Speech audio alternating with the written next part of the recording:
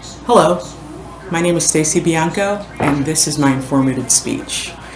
With the vast amount of paintings that are floating around the globe, have you ever wondered which ones are considered the most beautiful? Well, I have. Painting number 1, Mona Lisa. This painting was created by Leonardo da Vinci in 1503, and it hangs in the Louvre Museum in Paris. And it's actually viewed by over 6 million people per year. Mona Lisa's real name is actually Lisa del Giancondo. Francesco del Giancondo is her husband, and he was a wealthy merchant in Italy. And he commissioned this painting by Leonardo da Vinci of his wife. There are a few questions that surround the Mona Lisa painting. Actually, from my research, I found out there were 6 different versions of the Mona Lisa created. 2 of them, from what they think, were actually painted by Leonardo da Vinci. There was one researcher that went across the globe and tried to figure out, did Leonardo da Vinci actually paint 2 paintings? Were there 2 different versions? Okay? And but then they figured out that through 3D imaging that there's actually one painting with another painting on top of that. So that's where the 2 different versions come in, because of very old text in books. One person actually witnessed Leonardo da Vinci painting Mona Lisa, and when he notated in his book, that was October of 1503, he wondered, he actually notated that Mona Lisa had eyebrows, and was going into great detail about the beautiful painting that he had just seen. But later on, as we know, that if you look closely at this painting, that Mona Lisa doesn't actually have any eyebrows, nor does she have eyelashes. Okay?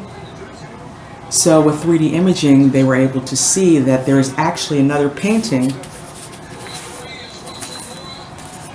under that painting, and this is that painting.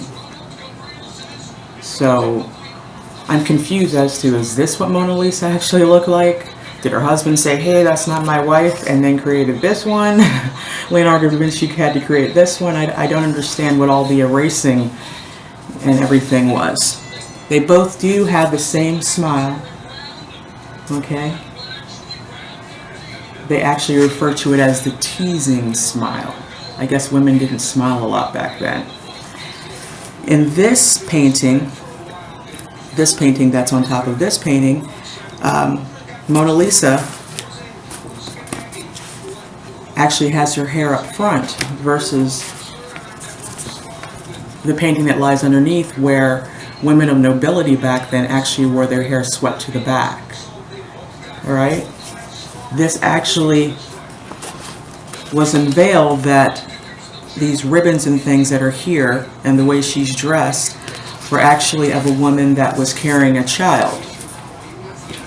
A lot of people think that she was actually pregnant in the painting, which really doesn't matter, but it's nice to know is that's why her hands are crossed over down here. Now with the Mona Lisa, we all know there was some talk that maybe Mona Lisa was a prostitute. I don't know why Leonardo da Vinci would be painting a woman of the evening. The reasoning behind that was women of that time that were women of the evening used to shave their eyebrows and pluck their eyelashes, because that apparently made them more alluring to potential customers. Okay, there you go. Nevertheless, it's a beautiful painting, and it didn't actually become popular until 300 years after Leonardo da Vinci died. And I don't know if you know this as well, but Napoleon actually had this painting hanging in his bedroom. And when he left the premises, everyone thought that this was the most beautiful thing that they've ever seen, and that's actually how it became popular. Okay, painting number 2. The Last Supper, again by Leonardo da Vinci. This was created in the late 15th century. This painting is not hanging in a museum, but it's actually hanging in a monastery in Milan, in Italy, with monks, which I think is kind of cool. And this scene, everyone knows, is the Last Supper with Jesus and his disciples. Okay. There's Judas over there. All of his disciples. People that seem to critique and really go through these paintings think that the loaves of bread and the glasses and the way the hands are stationed in the painting, that these actually create a type of musical note, like a music sheet, and it actually creates a beautiful piece of music. I don't know about that. I just think they spent a lot of time really analyzing this painting.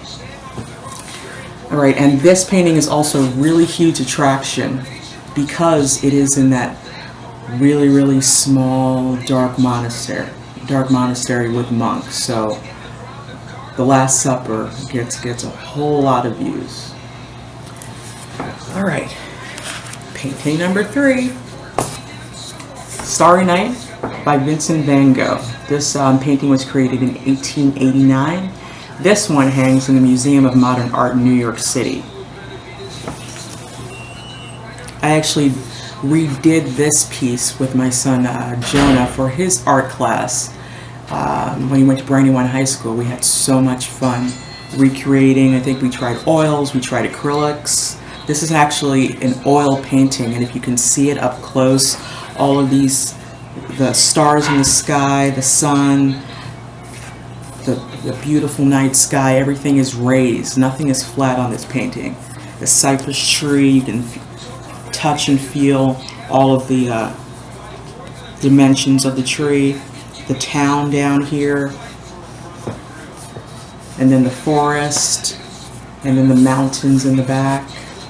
It's really beautiful to see. As you can see, that these examples of the most beautiful paintings in history are breathtaking and have stood the test of time. Now, if you want to see these works of art up close, I recommend that you take a trip to a museum and catch a glimpse of this beautiful timeless history. Alright, my name is Stacy Bianco, and this has been my informative speech. Thanks, guys.